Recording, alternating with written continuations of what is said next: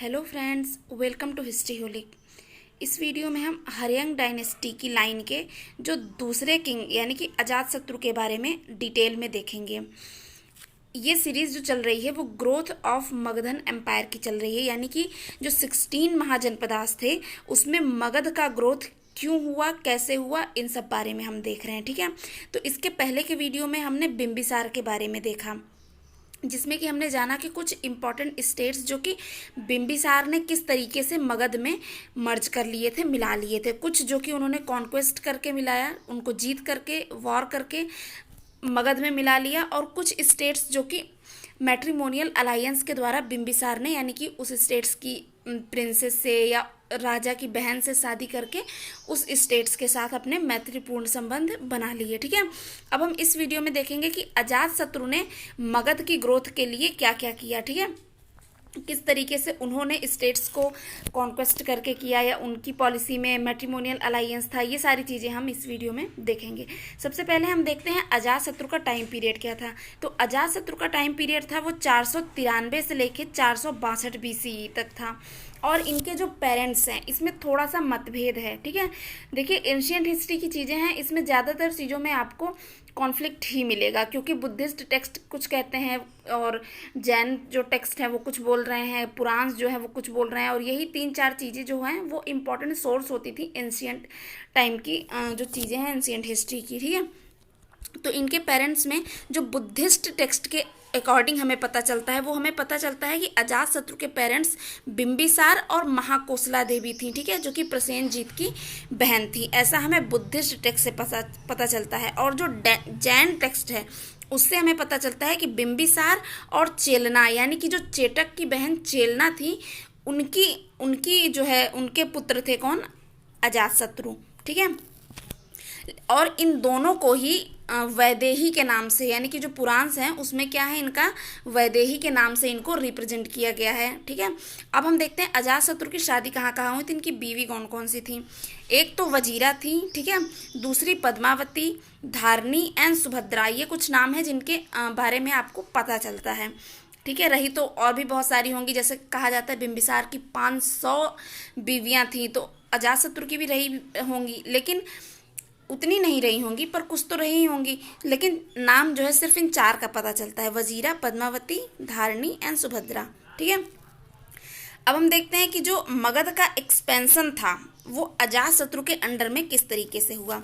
तो अजातशत्रु ने भी मगध के एक्सपेंशन को जारी रखा। ठीक है, और इस एक्सपेंशन में सबसे पहला कॉन्फ्लिक्ट हुआ उनका कौशल के साथ। ठीक है, कौशल के साथ इसलिए हुआ, कौशल के राजा कौन थे, प्रसेनजीत, और प्रसेनजीत किसके, महाकोसला देवी के क्या थे, भाई थे। ठीक है, तो जब बिम्बिसार की मौत, जैसे कि अभी इसके पहले के वीडियो में आपने देखा कि बिम्बिसार की हत्या किसके, अजातशत्रु के कारण हुई। ठीक है, तो जब बिम्बिसार की हत्या हो गई अजातशत्रु की वजह से, ठीक है, अजातशत्रु ने बिम्बिसार की हत्या कर दी, उसके बाद जो है महाकोसला देवी की तबीयत उससे बहुत ज़्यादा खराब रहने लगी, और जिससे दुखी होकर प्रसेनजीत ने, आपने देखा कि जब उन्होंने महाकोसला देवी अपनी बहन की शादी बिम्बिसार से कराई थी तो उन्होंने काशी गांव उन्हें दान में दिया था, दान में नहीं सॉरी दहेज में दिया था। ठीक है, और ये जब अजातशत्रु ने बिम्बिसार की हत्या की, इसके बाद प्रसेनजीत ने जो काशी विलेज दिया था दहेज में वो उन्होंने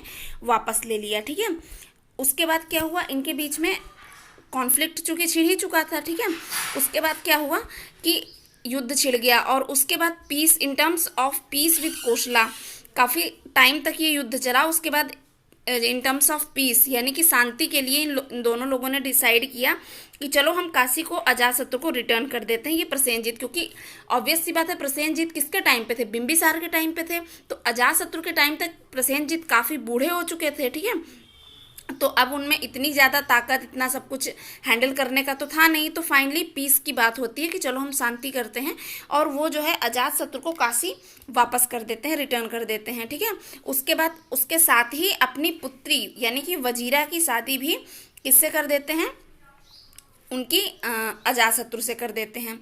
तो ऐसे में अगर आप देखेंगे, अगर महाकोसला इनकी माँ होती, ठीक है, महाकोसला अगर इनकी माँ होती तो जाहिर सी बात है प्रसेनजीत इनके क्या हुए, मामा हुए, तो प्रसेनजीत तो ऐसा करते नहीं। तो इससे हो सकता है कि उनकी माँ महाकोसला ना होके झेलना रही हो, क्योंकि हो सकता है उसके बाद ही ये इतना, क्योंकि अगर महाकोसला होती तो वो मामा हो जाते प्रसेनजीत और वजीरा मामा की बेटी हो जाती, ठीक है। हुए वैसे भी वही, लेकिन थोड़ा सा माँ का डिफरेंस हो जाता। खैर जो भी हुआ हो, अब हम आगे देखते हैं। अब major success for Ajatashatru was his victory over the Licchavis. अब कौशल तो इनको मिल गया परमानेंटली, ठीक है। इसके बाद क्या होता है कि कौशल की प्रिंसेस वजीरा से शादी हो गई। उसके बाद फिर क्या हुआ कि धीरे धीरे प्रसेनजीत बूढ़े हो गए थे और उसके बाद अब उनके पास इतनी ताकत बची नहीं थी और उनका दूसरे स्टेट से युद्ध चल रहा था, जिसमें कि प्रसेनजीत इनसे क्या करते हैं, अजातशत्रु से हेल्प लेने के लिए आ रहे होते हैं और रास्ते में ही उनकी मृत्यु हो जाती है। उसके बाद क्या होता है, कौशल की गद्दी भी खाली हो जाती है और जब कौशल की गद्दी खाली हो जाती है तो अजातशत्रु कौशल को भी मगध में पूरी तरीके से मिला लेते हैं। अब हम देखते हैं कि अजातशत्रु के लिच्छवीज के साथ कैसे संबंध थे, यानी लिच्छवी को उन्होंने किस तरीके से जीता। क्योंकि अजातशत्रु के टाइम पे लिच्छवी बहुत ही ज़्यादा एक पावरफुल आप बोल सकते हैं स्टेट था, ठीक है। तो जैन ट्रेडिशन के अकॉर्डिंग जो लिच्छवीज के साथ अजातशत्रु का कॉन्फ्लिक्ट है वो स्टार्ट हुआ था उनके दो छोटे भाइयों की वजह से, ठीक है। उनके जो दो स्टेप ब्रदर थे, हल और विहल, ठीक है। हल और विहल थे जिनके पास दो काफ़ी ज़्यादा प्रीसियस चीज़ें थी, जिसमें से एक से नागा थी जो कि एक स्पेशल एलिफेंट थी, ठीक है। उसका नाम था से नागा और इसको इंग्लिश में स्प्रिंकलर्स भी बोला जाता है। स्प्रिंकलर यानी कि वो हाथी कोर्ट में जो औरतें होती थी उनके ऊपर अपने सूंड से क्या करता था, पानी छिड़कता था, ठीक है। तो इसलिए उसको क्या बोला जाता था, स्प्रिंकलर भी बोला जाता था। और उनके पास एक 18 स्ट्रिंग ऑफ पर्ल्स का एक जो है काफ़ी अच्छा खूबसूरत सा नेकलेस था, जो कि और ये दोनों ही चीज़ें बिंबिसार के द्वारा हल और वेहल को दी गई थी, ठीक है। और अजातशत्रु ये दोनों ही चीज़ें उन दोनों राजकुमारों से लेना चाहते थे और वो दोनों इसको ना देने के लिए ये दोनों चीज़ें ले करके वो दोनों वैशाली भाग जाते हैं। वैशाली में लिच्छवीज के यहाँ, जो कि उनके क्या थे, नाना थे, ग्रैंडफादर, मैटरनल ग्रैंडफादर थे, ठीक है। उनके वहाँ पे वो चले जाते हैं वो दोनों चीज़ें अपने साथ लेकर के। अब क्या होता है कि अब ये डायरेक्टली अजातशत्रु लिच्छवीज पे अटैक नहीं कर सकते थे उस समय, क्योंकि उस समय लिच्छवी स्टेट काफ़ी ज़्यादा पावरफुल स्टेट था। तो उन्होंने इसको एक कॉन्स्पिरेसी के थ्रू जीतने की कोशिश की। तो उन्होंने क्या किया, अजातशत्रु के एक मिनिस्टर थे, ठीक है, जिनका नाम था वस्साकारा। ये नेम्स आप प्लीज़ इनको नोट डाउन करिएगा, इनको अच्छे से याद रखिएगा, क्योंकि डायरेक्टली ऑब्जेक्टिव टाइप्स पेपर्स में ये सीधे सीधे नाम आ जाता है कि अजातशत्रु के क्वेश्चन आ जाता है कि अजातशत्रु के उस मिनिस्टर का नाम बताइए जिसको उन्होंने लिच्छवी में भेजा था, ठीक है। ऐसे डायरेक्ट क्वेश्चन बन जाते हैं। तो उनके मिनिस्टर थे कौन, वस्साकारा, ठीक है, जिसको उन्होंने एक अंडर कवर मिशन के तहत कहाँ भेजा था, लिच्छवी गणराज्य में, ठीक है, लिच्छवी के यहाँ पे भेजा था, ठीक है। उसके बाद फिर वहाँ पे जाते हैं और वो वस्साकारा जो मिनिस्टर रहते हैं वो काफ़ी टाइम तक वहाँ पे रहते हैं, वहाँ की कंडीशंस देखते हैं। उसके बाद जब वो देखते हैं कि लिच्छवी का इंटरनल कंडीशन, इंटरनल मैटर कैसा चल रहा है, और जब वो देखते हैं कि अच्छा अब जैसे कोई आपके दूत आके रह रहा है किसी दूसरी कंट्री का, आपको नहीं पता है, तो उसे तो हर कुछ पता चलेगा ना कि आपके अंदर कैसी कंडीशन चल रही है। उसके बाद जब वस्साकारा को लगा कि अब जो है लिच्छवी इंटरनली काफ़ी ज़्यादा वीक हैं, और वीक क्यों थे, क्योंकि लिच्छवी में अंदर काफ़ी ज़्यादा, जैसे कि गद्दी को लेके जब 3-4 बार हो जाते हैं, 3-4 लोग उत्तराधिकारी खड़े हो जाते हैं कि मुझे भी गद्दी चाहिए, मुझे भी गद्दी चाहिए, तो ऐसे क्या होता है कि काफ़ी ज़्यादा इंटरनल कॉन्फ्लिक्ट हो जाता है ना, लोग एक दूसरे से लड़ने लगते हैं घर के अंदर ही, ठीक है। तो जब घर के अंदर ही आपस में काफ़ी सारे कॉन्फ्लिक्ट हो जाते हैं, ठीक है, तो बाहर वाले को तो नहीं पता चलेगा, लेकिन जो अंदर है उसे तो पता चलेगा। और ये बात वस्साकारा ने अजातशत्रु को ये सूचना पहुंचा दी कि अब इंटरनली लिच्छवी बहुत ही ज़्यादा कमज़ोर है, क्योंकि यहाँ पे इंटरनल कॉन्फ्लिक्ट बहुत ज़्यादा चल रहा है। और इसी चीज़ का फ़ायदा उठाकर अजातशत्रु ने किस पे, लिच्छवीज पे अटैक कर दिया और वो लिच्छवी को क्या कर लिए, उन्होंने जीत लिया और उसको अपनी अंडर में मिला लिया। और जो लिच्छवीज के साथ इनका युद्ध था, जैन टेक्स्ट के अनुसार अजातशत्रु ने उसमें दो बहुत ही यूनिक तरीके के वेपन्स यूज किए थे। आप वो दोनों वेपन्स का यूज बाहुबली मूवी में देख सकते हैं, ठीक है। एक वेपन जो कि यानी उसके पास था, किसके पास, उसका भाई जो रहता है क्या, भल्लाल देव, और दूसरा जो कि इसके पास रहता है, बाहुबली के पास रहता है, ठीक है। तो एक वन वॉस कौन था, कैटापल्ट उसको बोलते थे, जो कि बड़े बड़े जो पत्थर होते थे उसको तोड़ने में उसकी मदद ली जाती थी, जो कि हम किसके पास था, बाहुबली के पास। बाहुबली के पास देखते ना कि आप उसी टाइप का एक वेपन उसको युद्ध में दिया जाता है, बड़े बड़े पत्थर जो है तोड़ने के लिए। बड़े बड़े पत्थर तोड़ने वाले नहीं रहते हैं वो, उसमें गोला बड़ा बड़ा भर भर के उसको मारना रहता है, जिससे दीवारें जो ऊंची ऊंची, जैसे किलों की रक्षा के लिए बहुत ऊंची ऊंची दीवारें बनवाई जाती थी, तो उससे क्या होते थे, वो दीवारें तोड़ी जाती थी, पहाड़ तोड़े जाते थे, इन सब टाइप का काम होता था, ठीक है, जिसको हिंदी में आप महाशिला कंटक भी बोल सकते हैं, ठीक है। और दूसरी कौन सी थी, एक अटैच्ड, मतलब कि एक चैरियट थी विद एन अटैच्ड मेस, ठीक है, यानी कि एक रथ जिसमें कि आगे एक ऐसे चक्र की तरह लगा रहता था, जो कि आगे चलते हुए आगे जितने भी रहते थे उनको काटते हुए चलता था।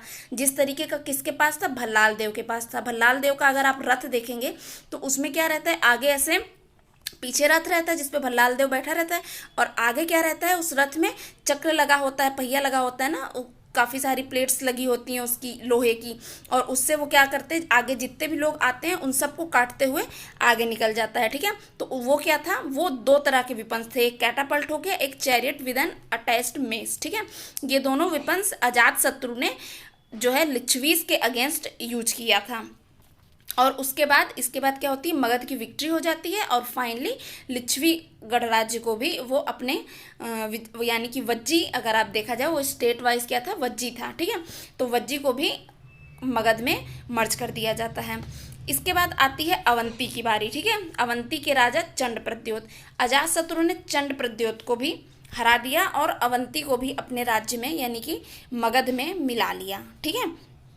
अब आते हैं हम कुछ इनके जैसे ये टाइम किसका है, जैन, महावीर जैन और गौतम बुद्ध का टाइम है, और ऐसा बोला जाता है कि गौतम बुद्ध के कंटेम्परेरी थे कौन, अजातशत्रु। बिंबिसार भी कंटेम्परेरी थे, लेकिन उस समय तक गौतम बुद्ध एकदम एनलाइटेंड वैसे वाले इतने फेमस नहीं थे, ठीक है। और अजातशत्रु के टाइम तक गौतम बुद्ध पूरी तरीके से गौतम बुद्ध यानी कि फुल्ली एनलाइटेंड, और टीचिंग्स उनकी हर एक चीज़, ये सारी चीज़ें हो गई थी, ठीक है। तो इसमें अब हम सबसे पहले देखते हैं कि जैन टेक्स्ट, तो जो जैन टेक्स्ट वाले हैं, जो जैन ट्रेडिशंस वाले लोग हैं, उनका मानना है कि जो अजातशत्रु थे वो क्या थे, एक जैन ट्रेडिशन को फॉलो करते थे, ठीक है, और वो फ्रिक्वेंटली महावीर से मिलने आते रहते थे कभी कभी, ठीक है, और उनके साथ उन चंपा और वैशाली में काफ़ी सारी बातें भी की हैं, काफ़ी सारे उन्होंने सलाह मशविरा भी किया है, ऐसा जैन टेक्स्ट वालों का कहना है, ठीक है। जबकि जो बुद्धिस्ट टेक्स्ट वाले हैं उनका मानना ये है कि अजातशत्रु हमेशा किसके पास आते थे, बुद्ध के पास आते थे, और वो बौद्ध ट्रेडिशन को फॉलो करते थे, ठीक है। जब उन्होंने पेट्रीसाइड किया था यानी कि अपने पिता की हत्या की थी, उसके बाद वो दुख जताने किसके पास आए थे, बुद्ध के पास आए थे, ऐसा बुद्धिस्ट टेक्स्ट वालों का कहना है, ठीक है। फिर जब बुद्धा की डिमाइस होती है यानी कि बुद्धा जब मरते हैं, उनकी डेथ होती है, तो अजातशत्रु ऐसा कहा जाता है कि वो कुशीनारा गए थे, और उनकी जो पोर्शंस थी, ठीक है, ग्राउंड का रेलिक्स का, उस पर उन्होंने अपना क्लेम किया था कि ये मुझे चाहिए, क्योंकि बुद्धा जो है एक क्षत्रिय थे, ऐसा कुछ क्षत्रिय हैं, इसलिए जो है बुद्धा की तरह वो भी एक क्षत्रिय हैं, ऐसा अजातशत्रु का कहना था, इसलिए उस पर उनका हक है। हालांकि मिला कि नहीं, क्या कैसे, ये सब तो बात की बातें हैं, ठीक है। उसके बाद जो बुद्धिस्ट ट्रेडिशन है उनका मानना क्या था, ये चीज़ काफ़ी जगह से मिलती है कि अजातशत्रु ने क्या किया था, अजातशत्रु ने ही फर्स्ट बुद्धिस्ट काउंसिल का आप बोल सकते हैं होस्ट की थी, ठीक है। फर्स्ट बुद्धिस्ट काउंसिल जो कि राजगृह में हुई थी, और बुद्ध के सून आफ्टर डेथ यानी कि ऑलमोस्ट जैसे कि डेथ हुई 1-1.5 साल के अंदर ही, 2 साल के अंदर ही वो बुद्धिस्ट काउंसिल कराई गई थी, कहाँ पे, राजगृह में, ठीक है। फर्स्ट बुद्धिस्ट काउंसिल किसने कराई थी, अजातशत्रु ने, राजगृह में। टोटल 4 बुद्धिस्ट काउंसिल हुई थी, ठीक है। तो बुद्धिस्ट काउंसिल्स के बारे में किसने कराई थी, कहाँ पे हुई थी, उसके जो है अध्यक्ष कौन थे, उपाध्यक्ष कौन थे, ये सारी चीज़ें हम डिटेल में जब हम बुद्धिस्ट काउंसिल्स का वीडियो करेंगे उसमें हम देखेंगे, ठीक है। अभी यहाँ पे इतना कि फर्स्ट बुद्धिस्ट काउंसिल राजगृह में हुई थी और अजातशत्रु ने कराई थी soon after the Buddhas death, ठीक है। उसके बाद हम देखते हैं कि जो बुद्धिस्ट ट्रेडिशन है उसके अकॉर्डिंग 4 राजा हुए थे जो कि अजातशत्रु को सक्सीड करते हैं, यानी अजातशत्रु के बाद 4 राजा हुए थे, और सारे के सारे पेट्रीसाइड, यानी कि इसको एक तरीके से आप पेट्रीसाइड डायनेस्टी भी बोल सकते हैं, पितृहंता जिसको हिंदी में बोलते हैं, पितृहंता वंश भी कहा जाता है, क्योंकि इन जितने भी राजा थे बने वो अपने अपने पिता की हत्या करके गद्दी पर बैठे हैं, इसलिए इसको पितृहंता डायनेस्टी, पितृहंता वंश भी कहा जाता है। ठीक है, तो अजातशत्रु की भी हत्या कर दी गई उनके बेटे के द्वारा। ठीक है, और लगभग अजातशत्रु के बाद 56 साल का टोटल इनका जो है मगध का जो साम्राज्य है वो 56 साल तक मतलब हर्यंक डायनेस्टी के अंडर में चलता है, जिसमें कि 4 राजा हुए थे बुद्ध टेक्स्ट के अनुसार, बुद्धिस्ट ट्रेडिशन के अनुसार। और जो इमीडिएट सक्सेसर थे अजातशत्रु के तुरंत बाद जो आते हैं बुद्धिस्ट ट्रेडिशन के अनुसार, उनका नाम था उदयभद्दा। ठीक है, उदयभद्दा। और जैन टेक्स्ट के अनुसार उनका नाम था उदयभद्र। और अगर दोनों का लिया जाए कॉमन तो उनका क्या नाम था, जो कि एंशिएंट हिस्ट्री में फेमस है, वो है उदयन। ठीक है, उदयन के नाम से उनको जाना जाता था, उदयभद्दा या उदयभद्र को। ठीक है, और पुराण के अनुसार उदयन जो थे उनको सक्सीड करते हैं कौन, नंदीवर्धन और महानंदिन। ठीक है, उदयन के बाद कौन से आते हैं, नंदीवर्धन और महानंदिन। जबकि बुद्धिस्ट ट्रेडिशन के अनुसार जो लिस्ट है वो कौन है, यानी कि उदयन के बाद कौन आते हैं, अनुराधा, मुंडा और नागदर्शका। ठीक है, तो सबसे ज़्यादा जो मानी जाती हैं बातें वो बुद्धिस्ट ट्रेडिशन पे मतलब ज़्यादा लोग जोर देते हैं जनरली। और ज़्यादातर आप एग्ज़ाम्स की दृष्टि से देखेंगे तो ये मतलब बुद्धिस्ट ट्रेडिशन के हिसाब से अगर आप टिक लगाते हैं, क्वेश्चंस के आंसर देते हैं, तो वो कहीं ना कहीं ज़्यादा हद तक सही होता है बाकी ट्रेडिशन यानी जैन या तो फिर पुराण के कंपेयर में। ठीक है, तो बुद्धिस्ट ट्रेडिशन के अनुसार उदयन के बाद 3 होते हैं, कौन कौन से, अनुरुद्ध, मुंडा और नागदर्शका। ठीक है, और इसके बाद फिर अब क्या होता है यहाँ पे अजातशत्रु का जो रहा है टाइम पीरियड वो ख़त्म हो जाता है, क्योंकि उसके बाद उदयन आ जाते हैं और यहाँ से ये वंश भी ख़त्म हो जाता है, यानी कि जो हर्यंक डायनेस्टी है उसका एंड भी यहाँ से हो जाता है। अब इसके बाद हर्यंक डायनेस्टी की एंड यानी लास्ट सक्सेसर कौन हो गए, नागदर्शका। इसके बाद फिर यहाँ पे कौन सी डायनेस्टी, शिशुनाग डायनेस्टी शुरू होती है। ठीक है, तो अब हम शिशुनाग डायनेस्टी के बारे में नेक्स्ट वीडियो में देखेंगे। और अगर अभी तक आप लोगों ने चैनल को सब्सक्राइब नहीं किया है तो प्लीज़ चैनल को सब्सक्राइब कर दीजिए, वीडियो को लाइक कर दीजिए, एंड मिलते हैं अगले वीडियो में। Thank you.